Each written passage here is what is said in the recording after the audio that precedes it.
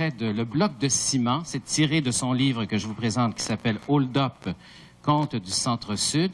Et pour vous donner juste une petite idée, on est au coin de la rue Ontario et de la rue Saint-André et il est 7h30 le matin.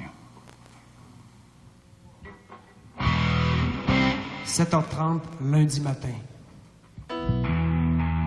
Coin Saint-André, sur la rue Ontario. Elle est là qu'elle sourit, bien assise sur son bloc de ciment, puis elle attend le prochain client. Ça la regarde, ça la klaxonne, puis ça la siffle. Mais ça va, hein? Elle sait rien à côté des bonnes femmes qui a des visages puis qui a scrutent du regard. Comme celle-là qui l'avait photographiée l'autre jour, à Sainte-Catherine, en plein festival de jazz. Hey, shit! Que Sheila avait crié. Elle y avait arraché son Kodak des mains, scrappé son film en le sortant en tirant des airs, puis en disant aux autres filles Carise donc d'elle avant Carise de moi, l'hostie de touriste. La pauvre femme avait eu peur. Elle avait pissé dans sa culotte, ça avait fait une flaque par terre, puis elle s'est sauvée dans la foule qui s'était mise à rire d'elle.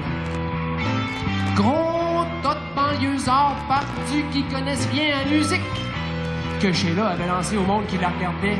Hey, le jazz, musique de croque-mort. Ça parle du jazz, puis c'est pas foutu bandé.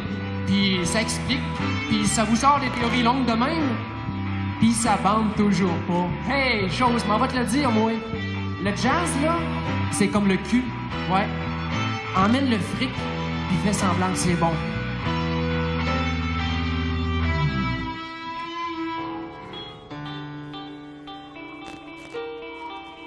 Il est toujours 7h30.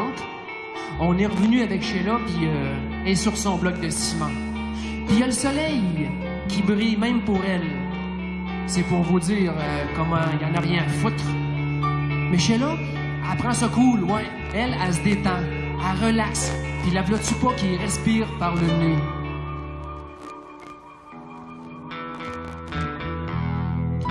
Et là, elle rêve aux danseuses arabes avec leurs hanches qui tombent sous le regard des hommes baignés par les rythmes lascifs.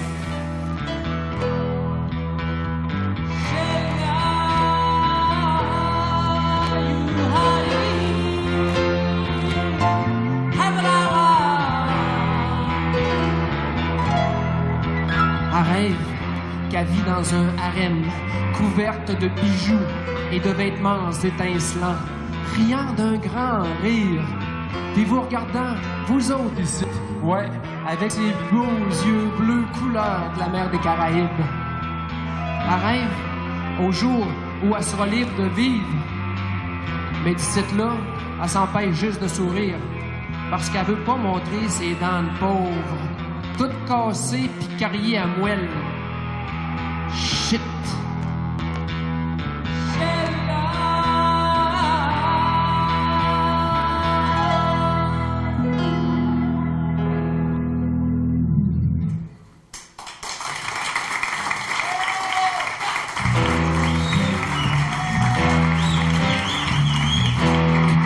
Voilà, c'était donc Zéro de conduite et André Lemelin. Zéro de conduite, c'est Sylvain Fortier à la guitare, c'est Yves Lavoie à la guitare également et Stéphane Guy à la basse. Et puis à la voix, c'était André Lemelin. Bonsoir André. Bonsoir. Bravo.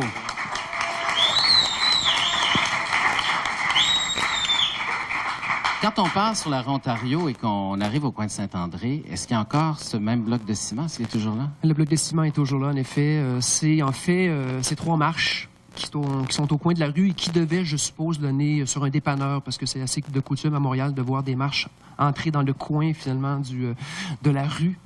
Et il y a un parking désert et de jeunes filles encore. Et c'est ce qui est dommage, parce que de plus en plus, les filles sont jeunes et sont sur le trottoir et attendent. Vous avez décidé, parce que c'est un type de littérature, vous êtes un jeune éditeur qui est à la tête d'une maison d'édition qui s'appelle Planète Rebelle, qui fait un travail extrêmement intéressant, très provocateur aussi sur certains aspects, et vous vous êtes intéressé beaucoup à tout ce qui pouvait se dire, pas uniquement ce qui pouvait se lire. Il y a toute une partie de votre production qui est orientée vers les disques, vers l'oralité, vers la performance. Est-ce que vous avez pris ça en Abitibi, d'où vous êtes originaire? C'est de là que ça vient? Ah, en fait, c'est peut-être...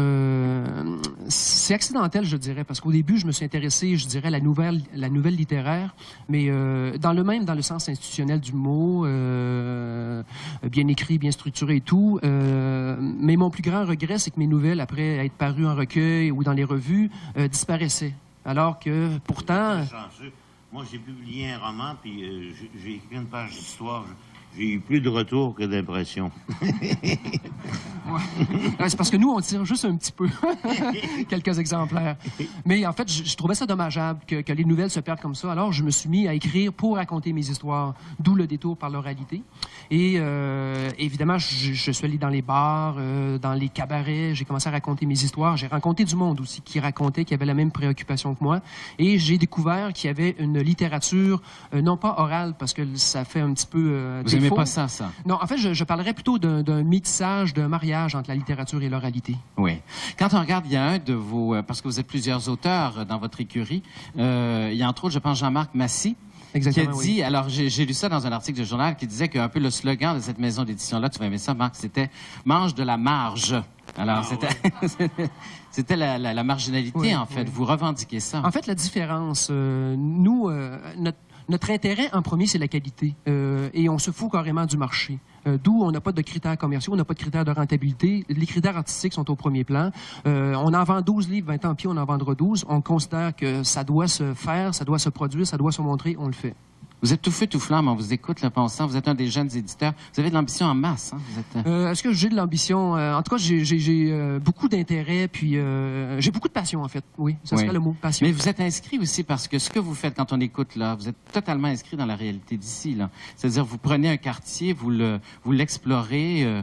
Est-ce que vous allez faire un conte urbain à Outremont ou à Westmount? Est-ce qu'on peut s'attendre? Je sais pas. Je pensais peut-être à faire des contes un peu ronflards, là, les contes de la banlieue, mais j'en suis pas rendu là encore. Mais j'ai fait une série de contes sur l'Abitibi, par contre, d'où mon pays d'origine, finalement, ma région d'origine. Oui. J'ai aussi fait une série dans mon coin, oui. D'accord. Qu'est-ce qui va se passer? Parce que vous faites aussi des cabarets littéraires. Ce cabaret littéraire qui va avoir lieu mardi prochain, oui. C'est une fête annuelle pour vous, là. Vous êtes un gars de partage. Il faut que... Oui. Oui, c'est ça. En fait, c'est le cabaret Planète Rebelle, dont on le dit, c'est le 3 octobre au Lion d'Or, 19h30. C'est sur Ontario. Quand je faisais le Lion d'Or, là, ça se tuait dans ce cabaret-là. Ça se tuait, OK. C'est ce qu'on appelait un junk. Okay. On va espérer qu'il n'y a pas trop de fantômes. Non. Est-ce que vous allez y aller mardi soir, Marc? Mardi soir, on a un show au théâtre. Ah, oui, ben oui. Heureux votre... Mais vous allez mourir au théâtre. Comme Sam Pognetta, j'espère pas comme Marc Gélina. Hein? Non, exactement, comme Sam Pognetta. Voilà. Alors, si on veut découvrir toute cette littérature-là, il y a beaucoup d'auteurs, d'ailleurs. Je pense à Anne Nordurant, en fait, il y a Stanley Péan. Quinzaine d'auteurs, 10 musiciens. C'est une soirée, c'est 3 heures de musique, de racontage, de littérature, de contes, de poésie. Tout le monde est bienvenu. C'est notre 2e année. Et puis, voilà. C'est la fête. C'est la littérature et la fête. Voilà. Alors, lui, il vient de l'Abitibi, André Lemelin. Mais si vous êtes originaire, si vous habitez en ce moment la région de Québec ou si vous habitez la région du Saguenay, il y a des activités qui ont été prévues pour vous spécialement. Les voici.